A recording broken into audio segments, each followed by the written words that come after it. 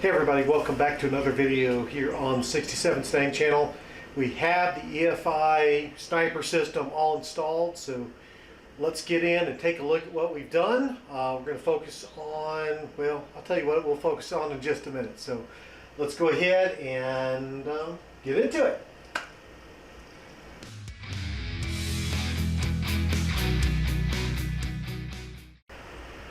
Okay, so as I was saying, we've got the whole Sniper EFI installed now, and I'm very happy that the car has run.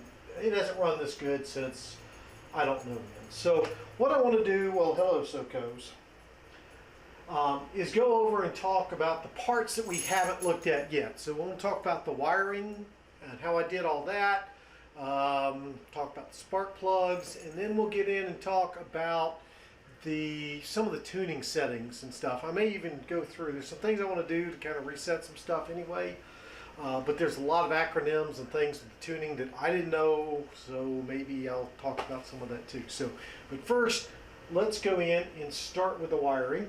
I'm going to go and we'll talk originally.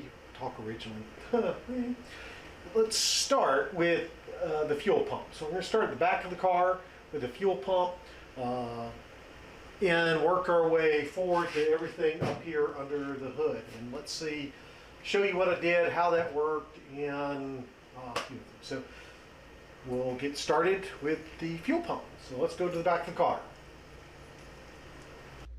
Okay, so we're back here at the tank. This is obviously the sending unit and the wires that come out. Now there are, this comes out and into, let's see if I can find it. Well, let me talk about my routing first. So get this back. So I followed the fuel line, right? So there's the fuel line there, and then you can see it comes with this loom around it. So I followed it up in, and then you can see it goes. This is the hanger for the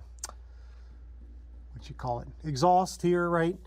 And then you can see, if we come back up in here, at least I think, I'm trying to see what you see, because there we go, right? So it comes back up over this hanger, right? Now then I've run it up here, and then there's this big connector here, and then it splits off. This purple wire goes to the gauge. So I've run it back up here along the body till it connects with the gauge wire back over here somewhere. Anyway, and that follows and goes with that. So I just run that directly into the gauge. Then I've continued, let's see if you can see it. Yep.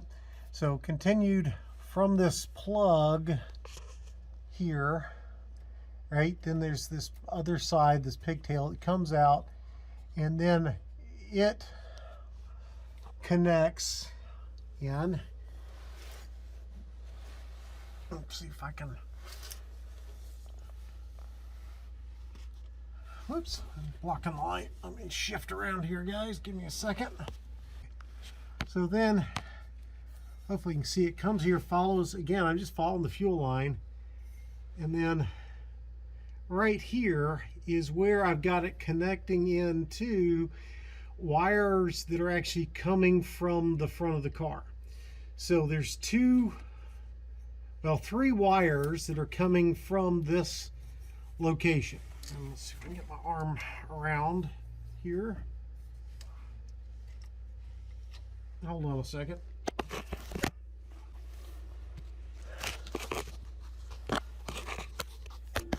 Okay, so there's actually coming from this pigtail, there are three wires. There are two, let's see, where's my finger at?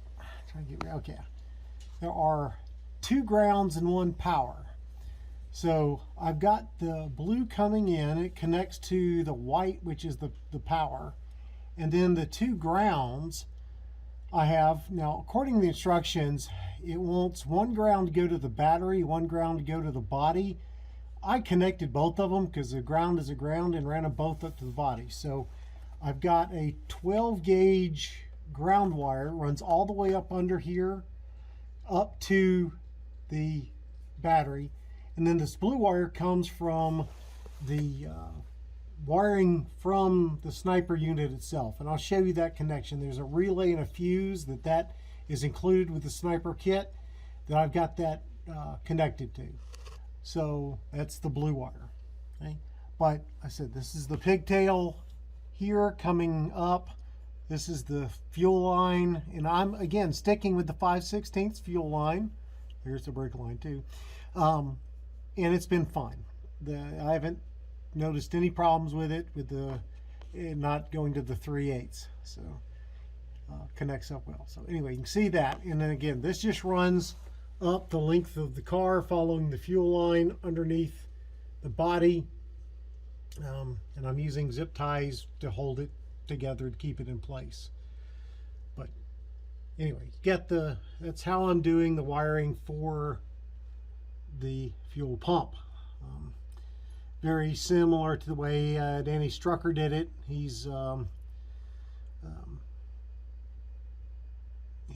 his channel, Electrician something like that. Anyway, I'll put a link to his channel in the description below so you can see how he did it on his car. He's got a 66 Mustang he installed this on. So anyway, so you got that, it running up under the along the transmission tunnel. So now let's go up under the hood. Okay, so we're now back up under the hood, and I cleaned a lot of stuff up, but a couple things you'll see. There's that blue wire I was telling you about that comes up for the power to the fuel pump. Now, if we follow this along here, you'll see how I've routed it. Well, you can kind of see it's coming up there from underneath the car. I've got it following the rest of the main wire harness that comes up around the shock tower, back down the shock tower, and this is where I put in this is the fuse in the relay that comes is part of the sniper unit. So it's part of the unit that's up under the air cleaner there. I'll show that to you in a little bit. But this is included as part of that unit. Okay. So now the American Auto Wire harness I have does have a relay for a electric fuel pump. I'll be honest, I'm not entirely sure where that wiring is to plug into that. And most of the people I talked to about this said it was just easier to go ahead and plug into the one provided by Holley with the EFI than to try to do anything else. So that's what I've done. So you've got these here, and you can follow that blue wire. I think you can see it goes down, down there, and then I move the loom up. You kind of see it coming in behind some of that up into this relay and whatnot. So now, okay, that talks about the fuel pump. Now let's talk about the EFI itself, because there's a lot of wiring that goes on. Now initially I was very scared about the wiring for this system, but it really wasn't that hard. Once I figured or took my time, read through the instructions, watched some videos, it wasn't nearly as complicated as I thought it was going to be. I mean, certainly nothing compared to like when I rewired the whole car. So I want to pull the air cleaner off here, and I am very happy that the unit allows my original chrome air cleaner that went with the Sport Sprint package that my dad and mom got with the car when they bought it new. Works fine. It fits on there, no problems, no clearance issues. It works great. So, I'll pull that off for a moment. Okay. So now, because I went with Hyperspark, there's different components, I guess. I don't know what the right word is, but that apply, right? Because the Hyperspark has some wiring as well as the Sniper. So I'm going to try to split this up so you can see, or talk about them, I should say, based on the individual units. So from the Sniper, you can see you've got, let's see if I got this, 1, 2, 3, 4, and 5 different connectors or bundles of wire, whatever you want to call them. Okay, so this first one here that I'm showing you, whoops, this first one here, actually get where you can see it, I have running around the front of my engine here, and I'm not sure if I'm going to keep it here, what I'm going to do to pretty up, but it goes down to the this is the main harness, I guess I should say. So, and you can see it's got the little switched ignition power. They have labels on these. Okay, so this has got connectors that go up. We trace my looms here. So one of these, if you're running Hyperspark, connects to the Hyperspark over here, which we'll talk about more in a minute. It's also got the connection that goes up into the relay here, so with the fuel pump and all that. And then it's got a pink wire here that is your key on 12 volt power. They're also coming out of, or that this plugs into with these fused relays, there's also a power and a ground that comes out of these. Again, they want you to run back to the battery. So for both the fuel pump power and to the I'm sorry, not Hyperspark, but the EFI power, you can see I've got some wires here. I'm still trying to work on prettying some of this up and tidying it up so it's not quite a mess. But anyway, I run 12 gauge wire. I actually got that wire right there, included a 12 gauge red and a 12 gauge black, made sense. So run that. I've run that down through the core support for the radiator support, along the frame down in there. Let's see if I can put some light down so you can see the red black wire running down there. And then I brought that, oops, and again seeing it through there, back through the core support up here to the battery. And so you can see there's the power side connector for the system, and then I've got several grounds now over here. So I also replaced the ground battery cable because the old one I had on there, one, it was red, and two, it was the connector was shot. I mean, it worked fine for starting the car at that point, but anyway, I got a new one. I may go get a longer one. That one seems a little short to me, but it's working fine in there. So that's what I've done for the power and the ground. Just run it straight to the battery per suggestion. I could have run the power over there to the solenoid. I'd wanted to, but I put it there. So anyway, so again, 12 gauge, both ground and primary power to that, just so you're aware of the gauge I ran. So let's put the light back over here. Okay. Now, luckily, the only thing you have to do from connectors to this, as far as splicing, butt connecting, whatever you want to call it, soldering it, on this connector, the only thing you had to deal with was this pink wire. The rest of it goes into this, and then you run wire, the power wire, and I did have to splice, I guess, in the power wire and the ground off of the relay here, but that's not hard. It's just a butt splice. It's easy enough to do, well within even a novice capability. Okay, so like I said, that's the primary. I think it's a 9-pin connector. Right, 9 pins. 1, 2, 3, 4, 5, 6. Maybe it's a 7-pin. Yep, 7-pin connector. That's a 7-pin. Okay. So that's, like I said, that makes things talk to each other and gets power to the system. Then we'll go up here. So this connection here, this one's easy. This one goes to the control display, which comes with the unit, just connects there. Now, I want to have this available in the car, so I've actually run it through. I drilled a hole. Again, let's see if I can bring light over here. See if you can see it. So yeah, so right there, I drill a hole through the firewall. I've got some strip caulk around there to seal it up so we don't get, you know, air and exhaust and all that through there. And then that just leads in, and there's more than enough, and I got to figure out a mounting system. But see there's the display, and it just runs from there. Let's see, I'll figure out something to mount it there without too much problem. So that one's easy. There's no real, that's just a connector. That's good. Okay.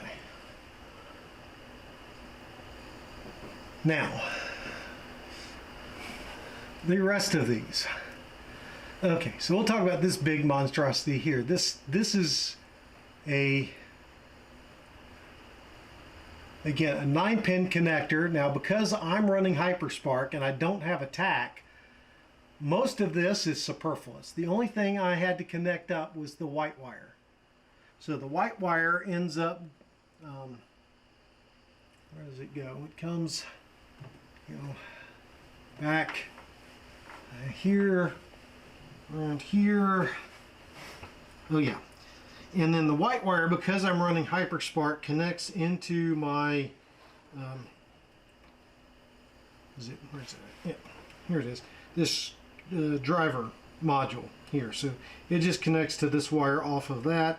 Single connection, easy enough. Everything else on that, for me, because I'm running Hyperspark. Now, if you're running some other distributor, there's all kinds of wiring diagrams that are included depending on what kind of distributor you're running, kind of ignition system you've got, on where things go. But this was easy. It's just the white wire to there. The rest of that, I mean, I left all of that intact. So if you have things like electric fans, or if you run electronic gauges or anything, it's got connectors for all of that stuff. But most of them, you know, well, like I said, the only one I used was the white. Your situation will vary, but it can accommodate all kinds of things in there. This wire down here, so this is another one that's coming off. All that runs back to is the temperature sensor. So right now I've got that tied into where the old original temperature sensor was. Eventually, I'm going to put the one that goes on the, you know, with the gauges probably in that, you know, right there. But that's later. My gauges still aren't working. I still got to work on that. So I'll deal with that later. Let's see here. What else have we got? Okay. And then, so that's that one. Okay. Oh yeah. And then there's this connector here. So you can see it is running up there. That goes to your O2 sensor. So again, it's pretty much plug and play, right? So that connects the O2 sensor, which I think I've talked about when I did the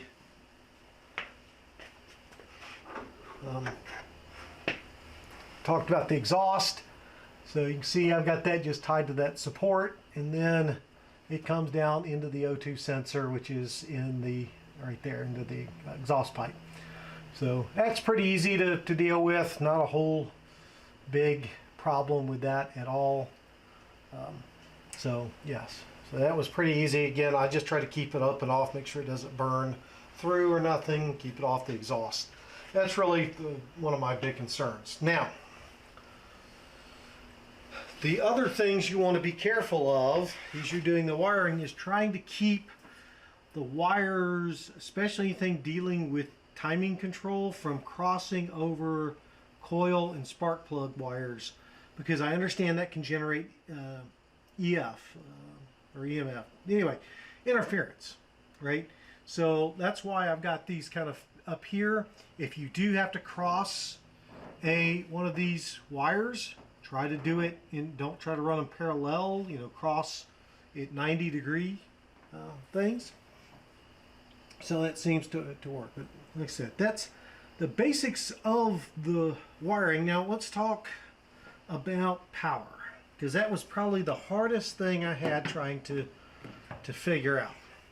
Again, originally, well, you got to have a keyed source, a keyed power source that is on both when you turn the key to the on position as well as when you turn it to the crank position.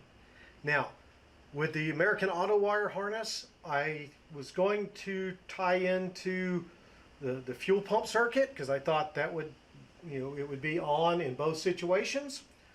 But I'm not sure where the wire is for that, and I didn't want to dig through it. So this is what I did, and this is what Maastrichtian, Danny Strucker did on his, is this. So you've got this pink wire. You can see it's pink here. Let me flip the light around and maybe this will be better over here if I can get the light positioned well enough. Yeah, that'll work. Okay, so you can see the pink wire right here. This pink wire here goes to the positive side of the coil and provides power to the coil, when you're starting and running the car. That is a keyed on ignition source that is also on during cranking. So that is a good, well, we know it's going to work as far as having power. Now the directions specifically state about being careful about tying into the coil. Now what I think they mean is don't just run a wire off this side of the, this terminal on the coil. What I've done is I've come in, and maybe it's kind of hard to see, but I've got so here's the pink wire that comes down, and up in this area here, I've spliced the pink wire, or pink wires, that are coming from the Holley, as well as my control module for my ignition. Right, so this is my control module. So I've taken the pink wires from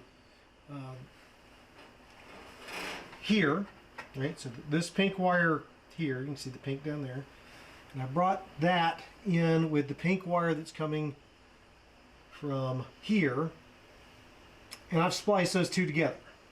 Right, so they're now one wire that comes up, and now those two come up here, and then I've spliced those in to the pink wire coming from the wiring harness in, and then it goes down and connects to the coil. And that seems to be working fine, but it's far enough away from the coil that it's not getting interference from the coil. So I'm thinking that's working pretty good so far based on what I have seen. Okay? And also, as I'm crossing these plug wires, it's doing it at a 90 degrees, so we're not hopefully getting, or it doesn't appear to be getting interference from that. So very happy with the way that has worked out. So that is good. Okay, so now let's talk a little bit more. Adjust the light a little bit here, hopefully. About the Hyperspark. Okay, so again, I went with a Hyperspark system. So this replaced my original mechanical distributor and set up a complete electronic ignition. Okay, now as far as wiring goes for the Hyperspark, it is pretty straightforward. You have a pigtail that comes in off down here. Right? I'm not sure if you can see my hand underneath all this, but down here it comes off here. Okay, now it connects in to your, let's see, let me make sure I know what I'm telling you. Yep, so it's going to connect into your EFI system through a provided connector or pigtail, right? So here is that main control unit coming off of the EFI. and trace that around, and then you see this is where it plugs in there. So you've got that. There is also a timing control connector, which is, where did I put that at?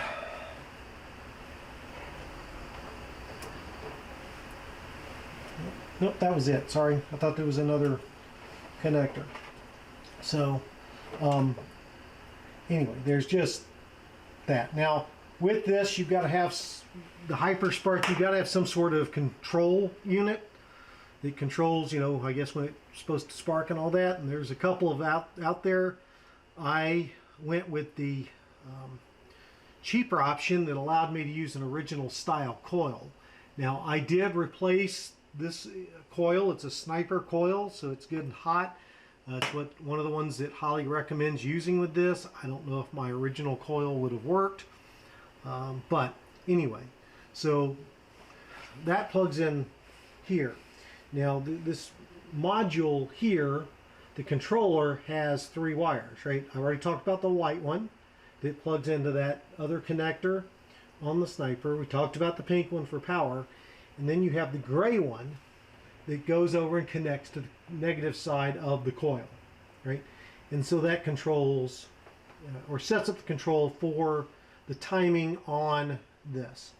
Now the other part to that, and I'll talk about this a little bit more, it's making sure you get this in, you know, you have to pull the old distributor, so you will make sure you got your motor up at top dead center, you know, on the #1 cylinder, and pull the old one out, put the new one in, and then double check your timing markings on there. So it wasn't really hard. I'd never done a distributor before, never pulled one, but I was able to do that. The other thing I want to mention from a wiring perspective is that you cannot use your old stock plug wires. You're going to need to make sure you get some EFI, Hyperspark, what, I don't know what you call it, electronic style, MSD style, I don't know what you call it. Anyway, spark plug wires. So I got some of those, and I was told by several that have done this is don't cheap out, get good quality wires to make sure you get good quality sparks. So let me back up and get the box for these. So this is what I got based on recommendations from others. So MSD superconductor, these are an 8.5 millimeter wire. It is a universal kit, so you have to build these. They don't come with the, well, they come with the spark plug-in already connected, but the ends that go there on the distributor are not on there. You have to build the wires, but that gives you flexibility to cut them to length and all that. Again, I've never done that before, but it was pretty easy. If you want, I'll do a video because I did learn some things, made a couple of mistakes. So if anybody's interested and wants to know how to do that, lessons learned, let me know. I'll try to do a video on that. But so far, like I said, these have been pretty good. And then over there, I've got the black ones I may put on here eventually. So, but so there we go. We've got everything set up, installed. It's working. So why don't we do this? Let's go ahead and I'm gonna put the air breather back on, and then let's go fire her up. Okay, before I get too far in this, I mentioned there were a lot of acronyms. So I want to make sure I go over those with y'all so that anybody that's not familiar with these won't get confused. I did some when I was setting it up, which is weird. You know, I'm former military. We used acronyms there all the time. I work in a profession that is an acronym. So I work in GIS, Geographic Information Systems. And we use acronyms all the time. So there's a whole slew of them associated with the unit. So I'm just going to run through a few of these so you'll know what they are when you see them if you try to set this up. So one is WOT, which stands for wide open throttle. And again, if you're a mechanic and you may already know these things, but I didn't, so I'm going to put these out there. IAC, idle air control valve. Okay. CL, closed loop. AFR, air-fuel ratio. TPS, throttle position sensor. So those were a few of the key ones that I saw when putting this thing together and trying to get things set up. So all of these, or a lot of these, deal with various settings and readings, sensors within the system that will have numbers associated with them. So again, I just want to give you all a bit of heads up information, whatever, because I was confused. I didn't know what a lot of these were, like WOT. I should have known what that. I didn't. IAC. I didn't know what IAC was. So AFR I knew. I don't know why I did, but I did. So in TPS I knew. But anyway, those are ones I ran into. I just wanted to share that with you. So now let's get in and get the car crank, shall we? Okay, so we're in the car. Now, once you get the system installed, and it kind of tells you some of this, but I want to cover a few things. So again, here's my display screen. I'm trying to put it somewhere where I can easily set it up for you to see. I really don't like that wire coming out the bottom, but anyway, so I'm going to turn the car on. Now, the first thing you got to do once you get this installed and all that, to turn it on, before you crank, you turn the car to the on position. Whoops, let me turn that off. You let the system boot, and you let the fuel pump build pressure in the system. So now with this up, I am ready to start the car. So here we go. Okay, so we got the car cranked. I tell you, it's so nice to be in the car, just turn the key, not have to sit there and push on the gas pedal or get up and pour gas in the carburetor like I was having to do with that leaky one. But anyway, let's look at the screen here for you, and you see a few things. Okay, so this is kind of the home gauge screen. I think I'll tell you what it is. Here, so actually let me sit this down, because one thing I've found with this screen is that it works better with the stylus that comes with it. So if I tap the screen, yep, so right now that was actually on the sensors screen, and here's the vitals screen. I'm going to give it a little gas here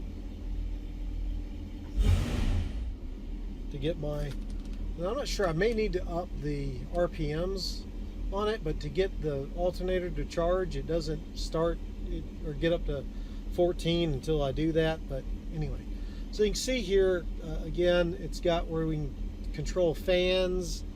If I have AC, which, as you can see, no AC, so I don't have to worry about that. Hopefully that'll change. The CTS, that's another acronym. I don't remember what it stands for, but that's basically the temperature coming in from the temperature sensor, right, in Fahrenheit. That's what the F, I do know what that is. So I'm in Fahrenheit, no Celsius. I'm here in the US, right? So here's my air-fuel ratio. So you can see what it's bouncing around as the car is still considered cold. This is the what did I call it? What did I call that thing?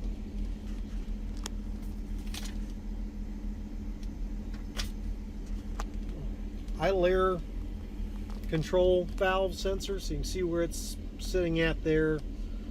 Again, the engine's cold, and I'm still working on this. Obviously, RPMs in there. So, and then we can look at the air-fuel ratios here. So it's going to tell me what my target AFR is that I've set in there. What is it currently? Again, my coolant temperature. Now, why this says coolant, and I don't know why this is different. Closed loop -7, current learn. So it's still in the process of learning. It's saying no learn right now because the engine's still cold. It doesn't start learning until the engine gets up to over 165 degrees Fahrenheit. Okay, and then some other numbers that I don't know what these. Well, I know what RPMs are. Fuel flow, what it is, and that. So that's that one. Again, we can go back home. So this is where you can get in I was in Monitor Wizard, so this is where you'll go originally when you first set up. Obviously, well, it says it's not available while it's running, which is fine. Tuning, so you can get in here, and this is where you'll do basic tune settings, so setting up your target AFR. Notice with that air fuel ratio, you've got it idle, at cruise, and with wide open throttle. I'm still working and playing with some of these numbers since I really honestly don't know what they do. I do know that the car seems to smell like it's still running rich, but you know, I don't know. Accelerate enrichment, I don't know what that does yet. I'm still learning things. And the fuel prime, so this is about priming, you know, the system when you first turn it on. I just left that at where it is. Okay. Closed loop learn, setting that up again. Basic idle settings. So right now I have the car set to idling at 750 RPM. I don't know if that's good or bad. I honestly don't. I started at 700. I've come up to 750. I may go up to 800. I'm just trying things to see how they work. I think anywhere from 650 to 800 or 850 is the normal range for the 200 inline six that I have. So back, setting up spark settings in here. So these are, again, currently what I have it set at. I don't know if this is good. I don't know if it's bad. I don't know. So, okay. Go into systems. So, setting up our engine setup. So, again, this will be set originally when you do the wizard as you go through. Sniper setup, so system type. Again, this, when you do the wizard, you set all these values in. You shouldn't have to mess with them. Right?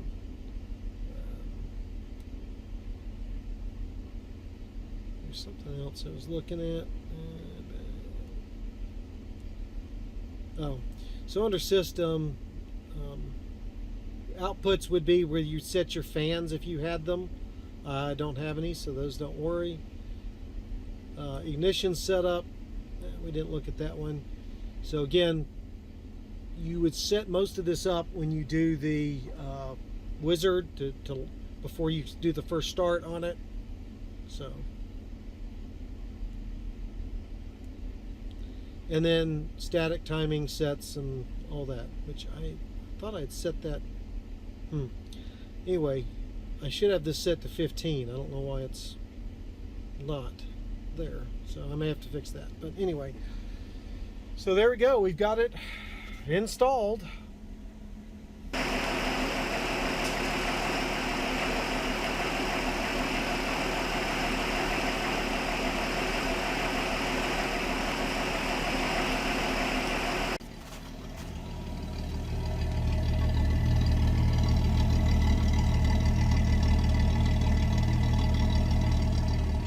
Sure is purring like a kitten. I haven't heard her run this smooth, like I said, in forever. She seems to be doing a lot better than she was on that old distributor and carburetor.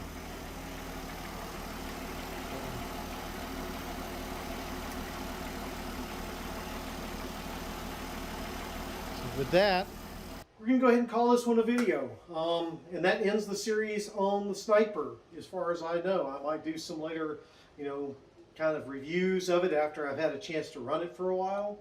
And this is probably going to be the last video for a while. I've done all the major work that I can with the parts I currently have at this point.